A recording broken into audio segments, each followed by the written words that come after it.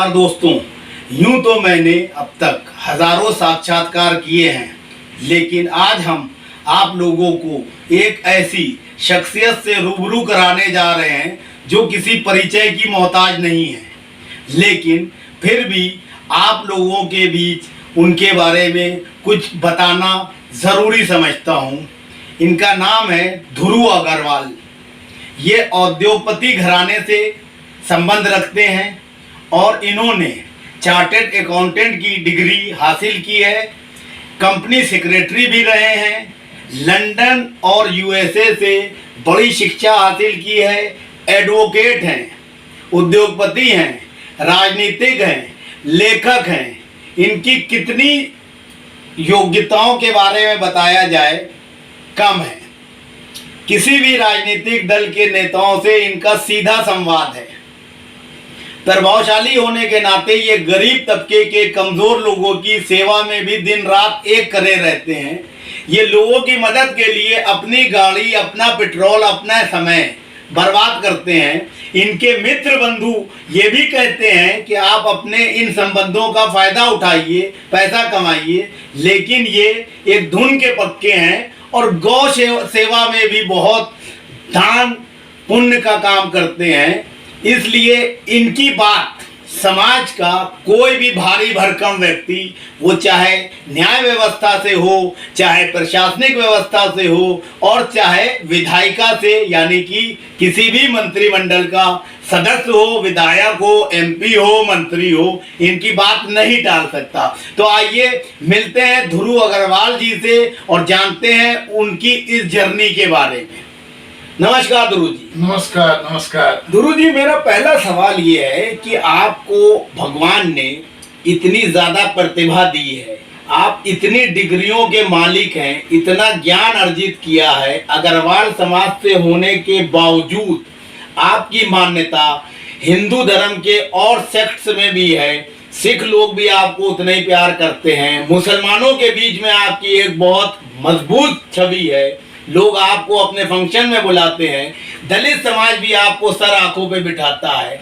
इतनी सब प्रतिभा होने के बावजूद आपके जूनियर लोग केंद्र में मंत्री हो गए हैं, बड़े बड़े बोर्ड के चेयरमैन हो गए हैं, बड़ी बड़ी कोठियां, बंगले और मॉल्स के मालिक हो गए हैं, लेकिन आप उनके मुकाबले धन संपदा नहीं अर्जित कर सके, लेकिन स्तर तो आपका बहुत बड़ा है। तो इसमें आप क्या कहना चाहेंगे कि हमारी युवा पीढ़ी को राष्ट्र निर्माण में किस पथ पे चलना चाहिए? देखिए, आज की डेट में औद्योगिक विकास, धन का विकास और समृद्धि बहुत जरूरी है, साथ ही साथ ज्ञान विज्ञान भी बहुत जरूरी है। लेकिन इन सब के साथ साथ भारत की प्राचीन मान्यताएं, परंपराएं और संस्कृति भी जरूरी है।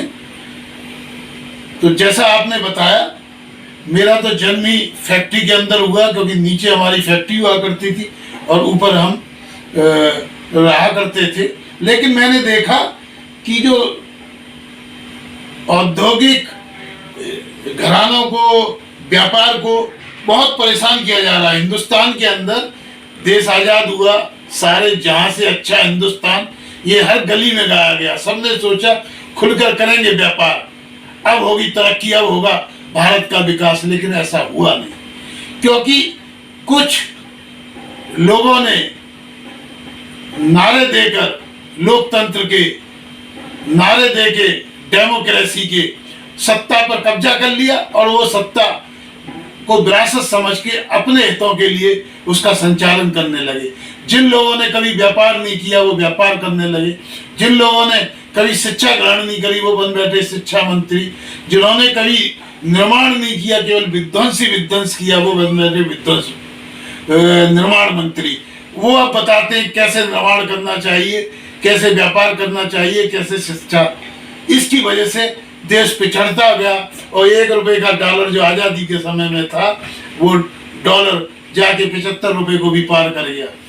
तो इस तरह आज की जो युवा पीढ़ी है उसके लिए अभी 2:30 बजे हम कॉन्स्टिट्यूशन क्लब में कि क्या विजन है नरेंद्र मोदी का, इसके बारे में मेरा भी लेक्चर है 2:30 बजे, जिसके अंदर सुप्रीम कोर्ट के बहुत सारे जजेज हैं, एडवोकेट हैं, मिनिस्टर हैं और आरएसएस के थिंक टैंकर इंद्रेश जी भी है।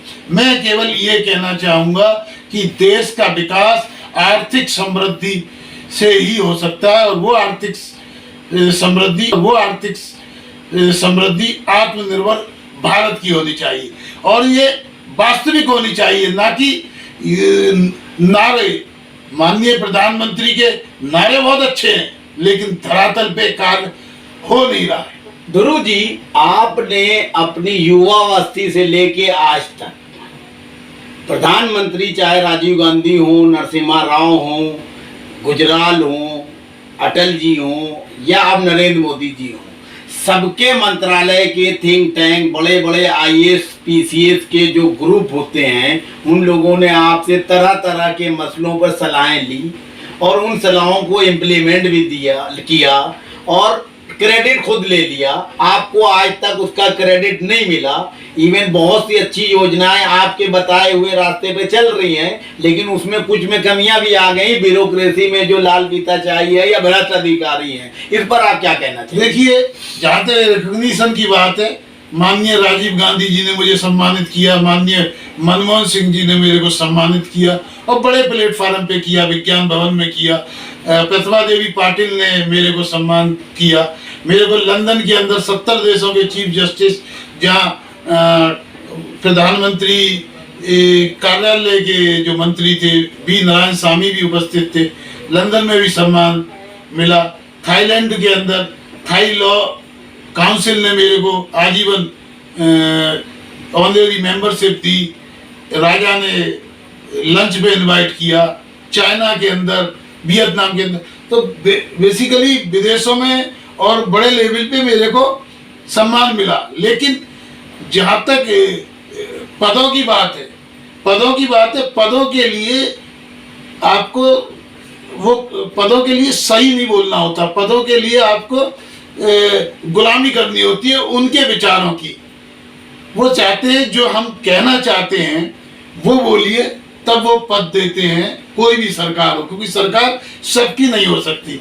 मेरी चाहे भारतीय जनता पार्टी हो, चाहे कांग्रेस हो, चाहे समाजवादी पार्टी हो, चाहे बहुजन समाज पार्टी हो, चाहे किसान मोर्चा हो, चाहे लिबरल पार्टी हो, चाहे और भी कोई व्यापारी पार्टी, सब जगह मेरी बात सुनी जाती है। और इंटरनेशनल काउंसिल ऑफ जूरिस्ट का मैं इंटरनेशनल को चेयरमैन हूँ।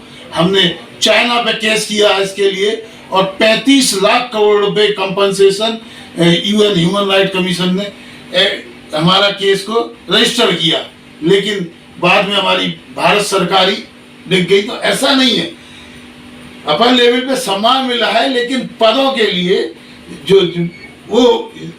पदों के लिए उनको कहना होता है, जिसको एक तरह से आप कहें चापलूसी या एडवोकेसी, कि हम केवल भारतीय जनता पार्टी की भाषा बोलें तो भारतीय जनता पार्टी पद देगी। अगर कोई संगठन या पार्टी ऐसी हो जो आपकी योग्यता, आपकी क्षमता और आपके मान सम्मान और आपकी जो है जनाधार जो है पूरे इंडिया लेवल पे, उसके हिसाब से आपको ही सर्वे सर्वा मान के चले, तो उस स्थिति में क्या करेंगे आप? उस स्थिति में मैं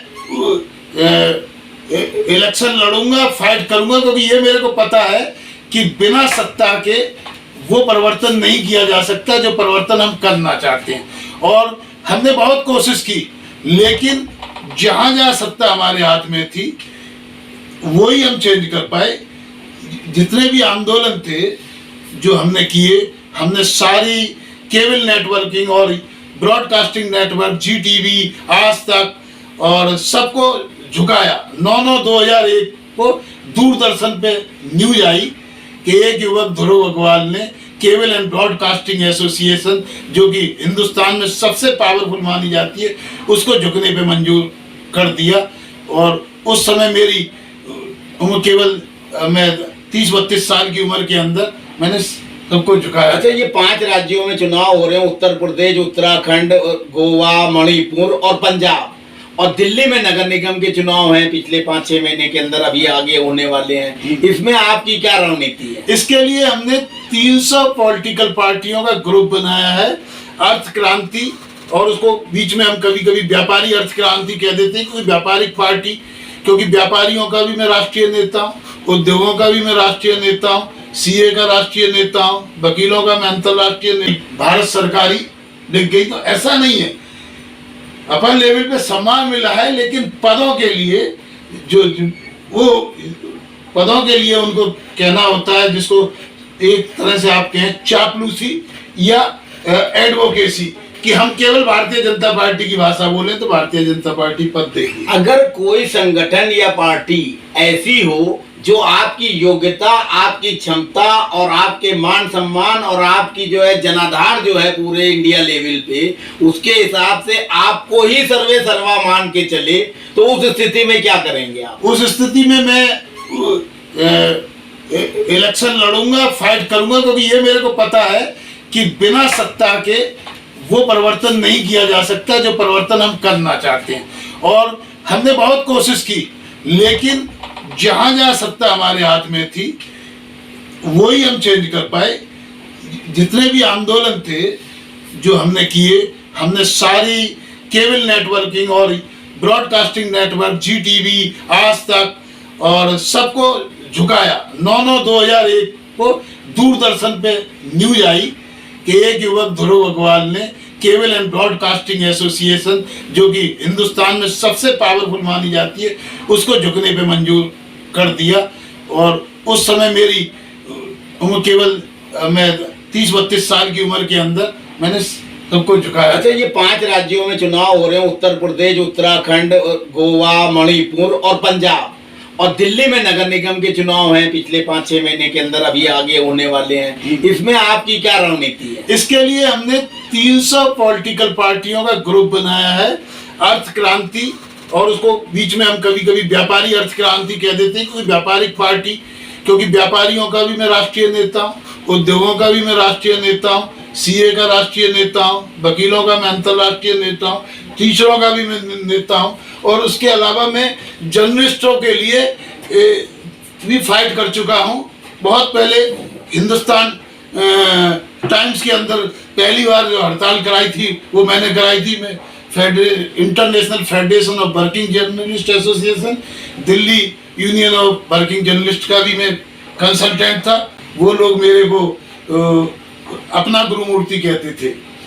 वो कहते थे जिस तरह न्यूज़पेपर वालों का गुरुमूर्ति है, पत्रकारों का गुरुमूर्ति है ध्रुव अग्रवाल। ये बात है सन 86-87 की, यानी आज से करीब 34 ईयर्स पहले से ही मैं पत्रकारों का भी नेता रहा हूं, उनकी भी लड़ाई लड़ता हूं। अरविंद केजरीवाल जो है शिक्षकों को जो है पक्का नहीं कर रहे हैं, डीटीसी में जो कंडक्टर और स्टाफ है उनको पक्का नहीं कर रहे हैं, विज्ञापन पे करोड़ों रुपया बर्बाद कर रहे हैं, भ्रष्टाचार कर रहे हैं, उनसे जो है आप कैसे निपटेंगे? ऐसे आदमी को लाइन पे लाने के लिए आपकी नैतिक और राजनीतिक जिम्मेदारी बनती है, उस पर अब आप क्या पहल करेंगे? देखिए, अरविंद केजरीवाल जो आदमी आया, जब उसने इनकम टैक्स की नौकरी छोड़ी तो पहली बार नोएडा के अंदर, मैं उस समय चेयरमैन था, तो मैंने ही सोचा एक बहुत अच्छा आदमी है इनकम टैक्स का। तो उन्होंने 2-3 चीजें बोली जो मेरे को बहुत पसंद आई थी। पहली चीज उसने कही कोई सब्सिडी नहीं होनी चाहिए, कोई बीपीएल कार्ड नहीं होना चाहिए। दूसरी चीज उन्होंने कहा कोई हाईकमान नहीं होनी चाहिए, नीचे से लीडरशिप होनी चाहिए। तीसरी चीज उन्होंने कहा था अमेरिका के अंदर रिकॉल का प्रोविजन है, टाउन हॉल के अंदर मीटिंग होती है और वो जो चाहते हैं। तो ये तीनों ही तो उसने उलट दिया, वो सबसे उलट काम कर रहा है। लेकिन उसने वो काम किया कि सड़क की राजनीति या सत्ता की राजनीति बिल्कुल उलट दी। जैसे ही सत्ता में आया उसने ऐसी हाईकमान बना दी कि मैं ही सब कुछ हूँ। दूसरी चीज उसने सब्सिडी, यानी ये समझिए कि कहते हैं ना बुरी मुद्रा अच्छी मुद्रा को चलन से बाहर कर देती, तो उसने सारी अच्छाइयां खत्म करके सारी बुराइयों को अपना लिया। तो तो ऐसे आदमी को तो सत्ता से बेदखल करना जनता की भी जिम्मेदारी और आप जैसे लोगों की भी।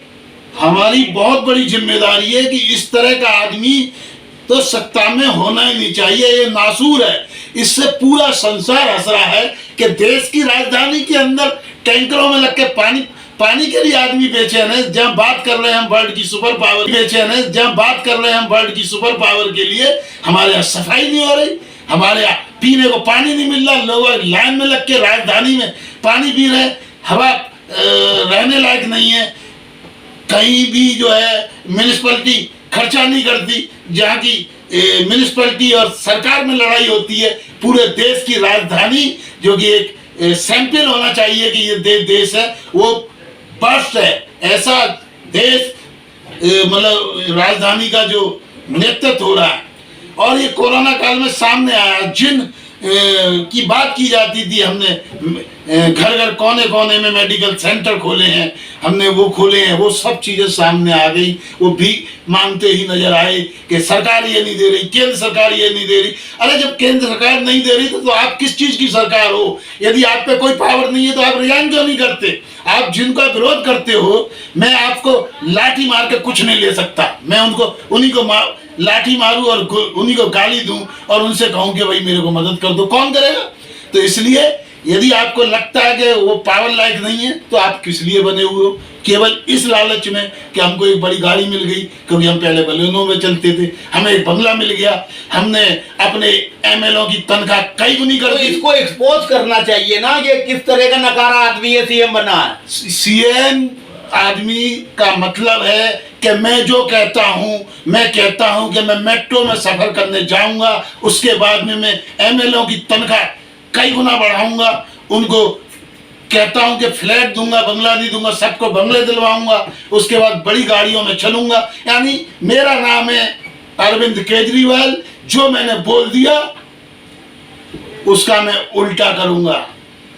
हालांकि अरविंद केजरीवाल मेरा रिश्तेदार लगता है, बंसल गोत्र का, मेरी ससुराल बंसल गोत्र की है, लेकिन राजनीति के अंदर ना जातिवाद ना रिश्तेदारी, इसके अंदर केवल एक ही चीज चलती है कि क्या आप देश के लिए, देशवासियों के लिए, अपने वोटरों के लिए कुछ करना चाहते हैं। उसका कहना है मैं कुछ नहीं करना चाहता, क्योंकि मैं तनख्वाह बढ़ाना चाहता हूं, फंड है नहीं दिल्ली सरकार पे। सर आप सीए भी हैं, सीएस भी हैं, एडवोकेट भी हैं, पॉलिटिशियन भी हैं। हाँ। केजरीवाल ने इतना बड़ा भ्रष्टाचार किया, हाँ। उसके ऊपर जो है आरोप लगा के उसको जो है बेदखल करने के लिए भी तो रणनीति अपनाई जा सकती है राजनीति में। बिल्कुल अपनाई जा सकती है। सदर बाजार यहाँ का सबसे बड़ा बाजार है, सबसे ज्यादा रोजगार देता है। वहाँ पीने को पानी नहीं, वहाँ पीने को पानी